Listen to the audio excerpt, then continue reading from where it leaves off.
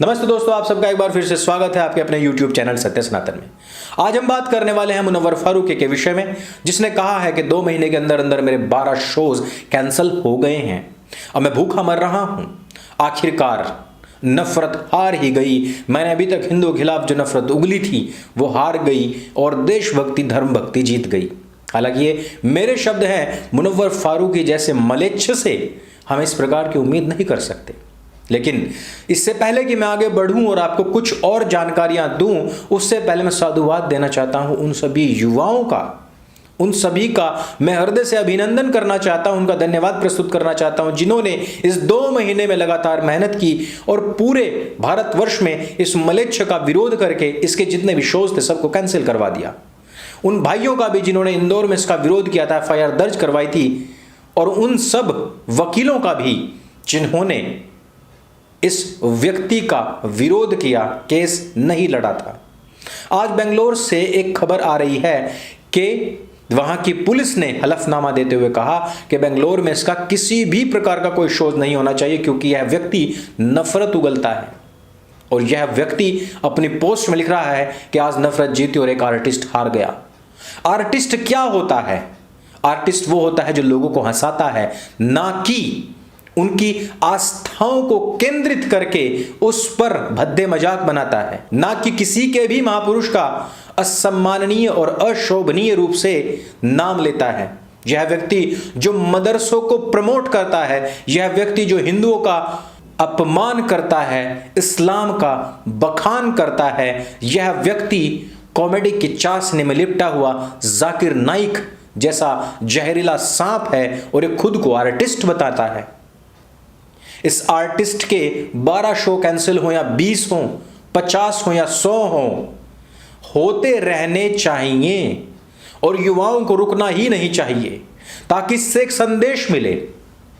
लेकिन इसका थोड़ा सा इतिहास जानना अत्यंत आवश्यक है कि इसने अभी तक कितनी आर्ट लोगों को दी है।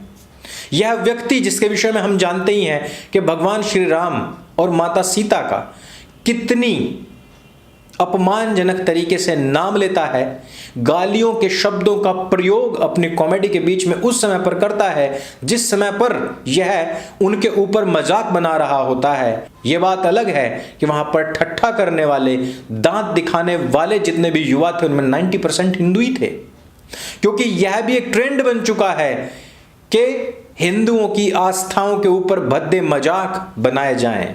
इसके बाद हमने यह भी देखा कि किस प्रकार से साबरमती एक्सप्रेस में गोधरा गुजरात रेलवे स्टेशन पर इसी व्यक्ति की कौम ने पूरे के पूरे कोच के खिड़कियां बंद कर, दरवाजे बंद कर, अंदर पेट्रोल डाल करके उनको जला दिया था। और यह व्यक्ति उन लाशों पर भी क्या कहता है कि मुझे तो एक बार को लगा मैं द बर्निंग ट्रेन मूवी देख रहा हूं। 59 लोग जला करके मार दिए गए इसकी कौम के द्वारा, और ये वहां पर उनका मजाक बना रहा है। और अफसोसनाक बात यह है कि उस पर भी हंसने वाले 99% लोग हिंदू ही थे।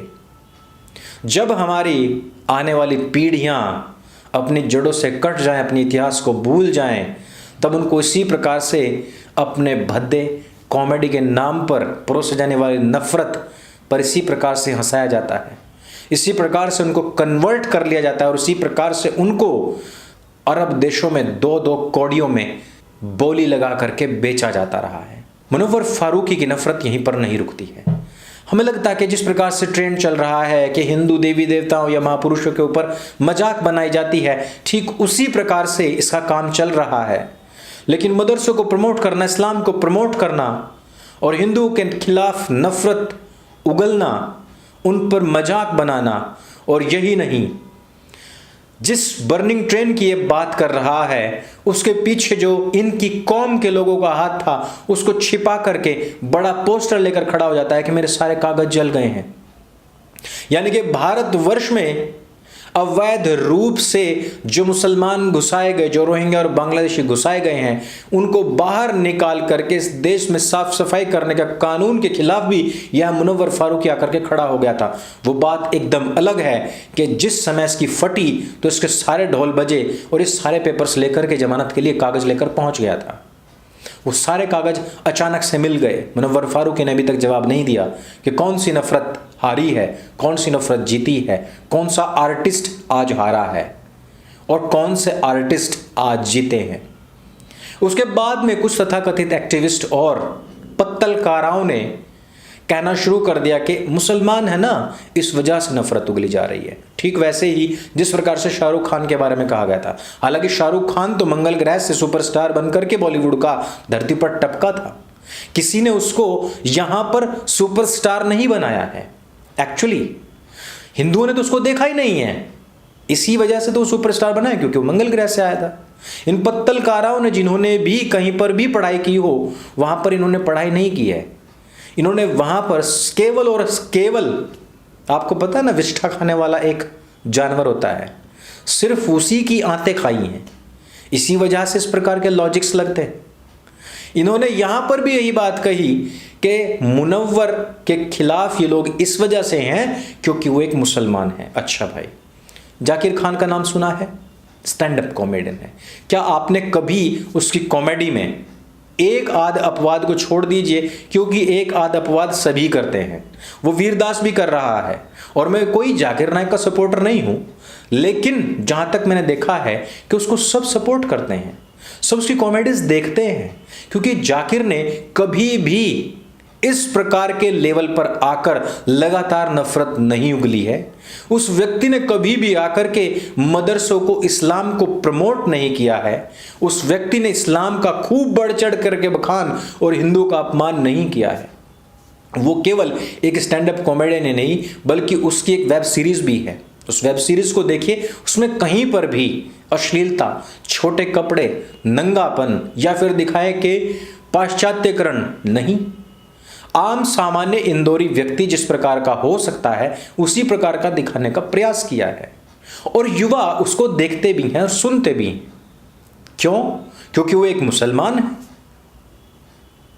वीरदास एक हिंदू है, लेकिन उसके खिलाफ भी एफआईआर हुई हैं। क्यों? क्या वो एक मुसलमान है इसलिए? नहीं, वो तो हिंदू है। फिर क्यों? मेन सब में क्या है? मेन सब में यह है कि वो लोग जो भी हिंदुओं पर बिलो द बेल्ट प्रहार करते हों, वो लोग जो देश की एकता अक्षुण्णता को तोड़ने का काम करते हों, वो लोग जो लगातार इसी तरीके के कार्य कर रहे हों इंटेंशनली, वो लोग जो पूर्ण रूपेण इस देश से ही नफरत करते हों, इसकी सनातन संस्कृति से ही नफरत करते हों, हिंदुओं से ही नफरत जिनके दिल और दिमाग में कूट कूट करके भरी हुई हो, केवल उसका विरोध करते हैं। अगर उनकी अभिव्यक्ति की आज़ादी है तो हमारी भी स्वतंत्रता है कि हम जाकर के यह देखने के लिए मजबूर कर सकें अदालतों को कि कहीं इसने अभिव्यक्ति की जो स्वतंत्रता है उसका बहुत ज़्यादा तो कहीं दुरुपयोग तो नहीं कर लिया है, और यह तो देखना भी चाहिए। लेकिन इस देश के युवाओं को यह हुआ क्या है? हुआ यह है कि सेक्युलरिज्म का जो जहर उनको बूंद बूंद करके पाठ्यक्रम में घोल घोल करके पिलाया गया है, इस वजह से आज ये कंडीशन आई है, खड़ी हुई है कि लोग वास्तव में, हिंदू भी यही कह रहे हैं कि उससे नफरत इसलिए क्योंकि वो एक मुसलमान है। लेकिन इसी देश के अंदर काफ़ी सारे कलाकार, काफ़ी सारे बिजनेसमैन और काफ़ी सारे स्टैंड अप कॉमेडियंस भी ऐसे हैं जो कि मुसलमान हैं, जो कि प्रसिद्ध हैं और जिनको सभी लोग समान रूप से देखते हैं। इस देश के अंदर यदि सबसे ज़्यादा फेमस नचइये और गवैये रहे हैं, हिंदुस्तान ही नहीं बल्कि पाकिस्तान तक के मुसलमानों को हिंदुस्तानियों ने प्यार दिया है, वो सारे के सारे मुसलमान ही तो है। फिर भी ऐसा कैसे कहा जा सकता है कि मुसलमान होने की वजह से ऐसा हुआ है? ऐसा बिल्कुल भी नहीं है। कोई कहे कि 2014 के बाद ऐसा हो गया क्योंकि हिंदुत्व, जिसको कि बदनाम करने का आजकल राहुल गांधी बहुत प्रयास कर रहे हैं, क्योंकि हिंदुत्व बहुत ज़्यादा हावी है, तो ऐसा होने के बावजूद भी बहुत सारे ऐसे मुसलमान कलाकार हैं जिनको अभी भी प्यार मिलता है और जो आज भी फेमस हो रहे हैं। तो ऐसा क्यों है? वजह साफ है। मुनव्वर फारूक ही एक मलेच्छ, एक राक्षस है जिसकी मानसिकता के अंदर जहर भरा हुआ है, जिसके अंदर देश और यहाँ के बहुसंख्यक समाज धर्म के खिलाफ नफरत कूट कूट करके भरी हुई है।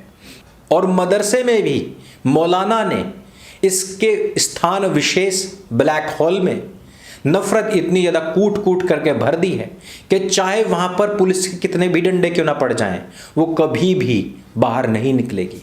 इसलिए मैं बार बार कहता हूँ कि अपने बच्चों को मोमिनों इन मदरसों से बचाओ, इन मौलानाओं से बचाओ, क्योंकि उनसे कोई भी नहीं बचा कि जिन्होंने नीचे की टोपी काट कर सिर के ऊपर ढकी है उसमें फिर कुछ नहीं घुसता, कि जिन्होंने उनके स्थान विशेष को इस प्रकार से सील कर दिया है अंदर नफरत भर के, उससे फिर कोई नहीं बचा पाया है।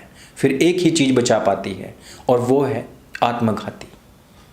आत्मघाती जब कहीं पर भी बोल करके अल्लाहू अकबर और व्यक्ति फट जाता है, केवल वही उसकी परिणति है। इसीलिए मैं बार बार कहता हूँ मोमिनों अपने बच्चों को इन मदरसों से बचाओ, और हिंदू कहता हूँ इन मदरसे वालों से अपने बच्चों को बचाओ।